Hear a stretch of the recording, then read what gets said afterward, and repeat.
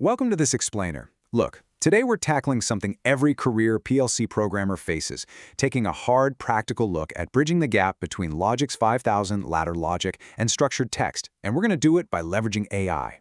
But not as some hyped-up automatic code generator that just writes your logic for you.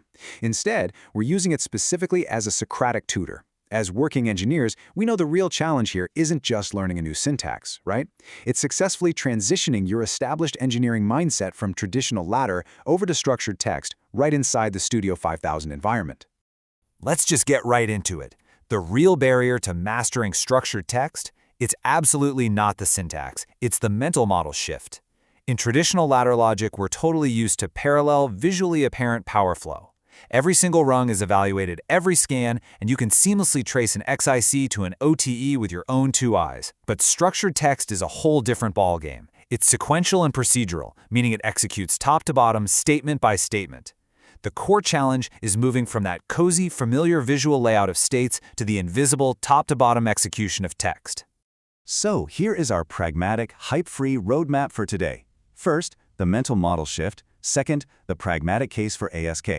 Third, the AI Socratic tutor. Fourth, Logix 5000 failure modes. And finally, simulation and verification.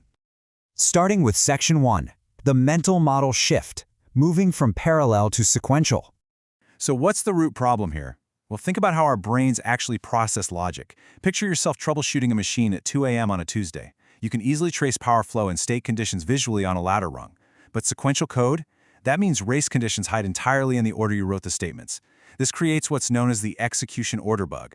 Because structured text executes top-down, a state change that happens on line 10 might be completely overwritten by line 40 within the exact same scan cycle. And the worst part? You won't have a visual coil to show you why it happened. Which brings us to Section 2, the pragmatic case for STO, or basically when ladder just isn't enough. Now, don't get me wrong. Ladder logic is awesome. It's perfectly fine and, frankly, preferable for a lot of maintenance-facing applications. But let's be real.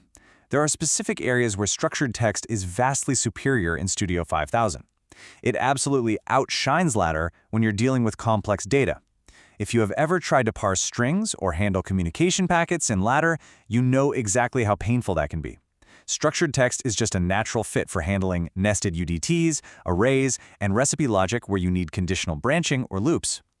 Plus, a lot of complex motion control instructions are just way cleaner and more compact in their structured text equivalents.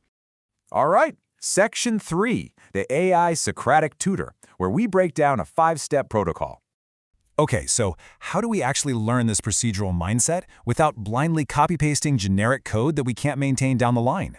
The crucial point is following a strict 5-step method. Step 1 is absolutely vital. Start with trusted ladder logic that you wrote yourself and know is functionally correct. Step 2, explicitly specify the Logix 5000 ST dialect in your AI prompt. Step 3, demand a line-by-line explanation from the AI of why it structured the code that way. This literally forces the AI to explain its execution order. Step 4, build a crosswalk reference. And Step 5, iterate on real machine logic from your plant floor. Don't use simplified toy examples, use the real deal. As you iterate through Step 4, your goal is to build your very own crosswalk reference. Think of it like a translation dictionary. You map the ladder patterns you know natively, like an OTL and OTU latch/unlatch pair or cascaded TON timers, directly to their explicit Studio 5000 ST equivalents. This document becomes your durable reference asset going forward. It's way more reliable than just trusting a disconnected AI chat transcript. Moving on to Section 4, Logix 5000 failure modes, our credibility anchor. Knowing exactly where the AI is going to hallucinate inside Studio 5000 is literally how you protect your equipment. Take edge detection, for example. AI frequently assumes a ladder one-shot, or ONS, behaves just like a built-in implicit function in raw structured text. It confidently misses the fact that in many ST environments, you have to explicitly instantiate edge detection blocks, like an R-trig, and ensure they're called every single scan to function correctly. If you just blindly copy what the AI gives you, your edge triggers will absolutely fail. Another guaranteed trap? Retentive memory handling. AI-generated structured text might look totally flawless on your screen, and hey, it might even run fine initially. But the AI often fails to account for explicit retained attributes. Imagine a machine recovering from a power loss with completely incorrect memory states. That is a real-world nightmare.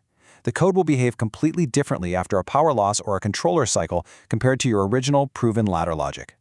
But guys, the absolute most dangerous failure mode is hallucinated add-on instructions, or AOIs. The AI often acts like a super confident but completely clueless junior intern. It just makes up instructions that sound right. It doesn't know your specific installed AOI library or your exact Studio 5000 firmware version.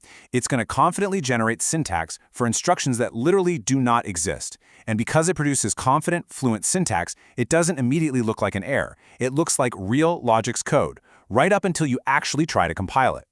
You also got to remember that AI training data heavily skews toward generic IEC 611313 standards that it scrapes online. It's not exclusively trained on Rockwell's specific nuances. Because of this, it will often completely ignore the subtle scan cycle timing assumptions and rung order evaluations that are baked deep into your original parallel ladder rungs. And finally, Section 5, Simulation and Verification, Mitigating Liability. Because of all these unavoidable engineering hazards we just talked about, we have to establish an absolutely unyielding rule. Never, ever deploy AI-generated ST directly to a machine without bench testing it in Studio 5000 first. You have to treat the AI's output exactly like a junior engineer's first draft. You must manually trace the AI's output against the original ladder's expected truth table and rigorously simulate it before it ever has a chance to touch a real controller.